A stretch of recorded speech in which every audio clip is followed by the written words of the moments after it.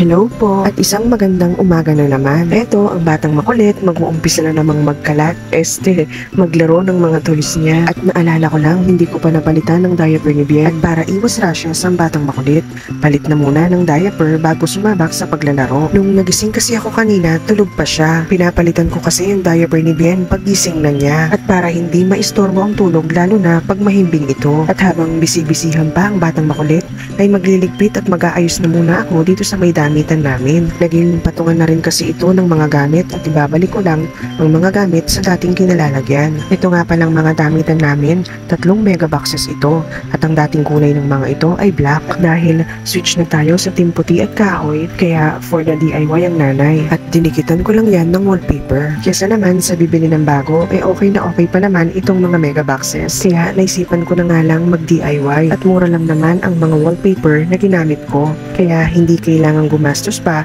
para sa bagong gamit, pwede namang pagandahin ito. Pero syempre, kung may nakalaan namang budget at deserve mong bumili ng bagong gamit, syempre po, go tayo dyan. Sino bang ayaw ng bagong gamit? Char. Anyway, napatigil na ako sa ginagawa ko dahil may batang makulit na nagpapapansin kanina pa. At ito, hawak na niya ang dinosaur. I-kiss ko daw para sa morning hugs and kisses, pati sa mga toys na i-a-apply na niya ang mga itinuturo ko. O ano Bien, iniisip mo na naman ba kung ano ang next agenda mo? Char. At balik na muna tayo sa ginagawa ko. Patapos na ako dito dahil pupunasan ko na lang itong upper part ng damitan. At naku, itong batang makulit nagpapapansin na naman. Anyway, dito naman ako sa may dining table magliligpit at mag-aayos. Unahin ko na muna itong mga sapatos na nakalaglag at ibabalik ko lang dito sa lagayan. Okay, dito naman tayo sa mesa.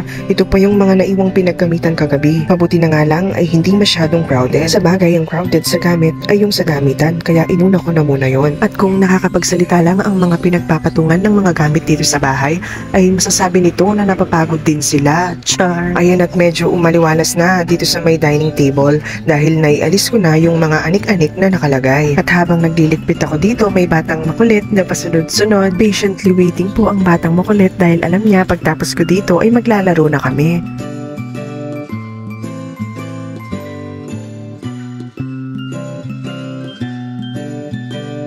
Pero bago ang playtime namin ni Bien, ay magtitimpla na muna ako ng kape ko. At syempre, for the black coffee lang ang nanay.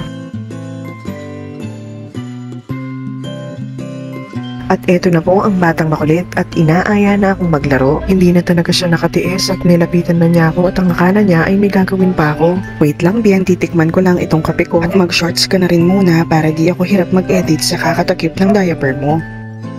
What is this here? What? Turtle. What? Red. Fish. Red. Pearl. Orders. What is this? Penguin. Again, what is this? What is this? Penguin. Naging tungguin. It's your favorite.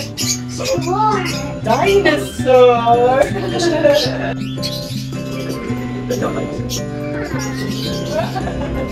Ano siya? Ay, kiss niya.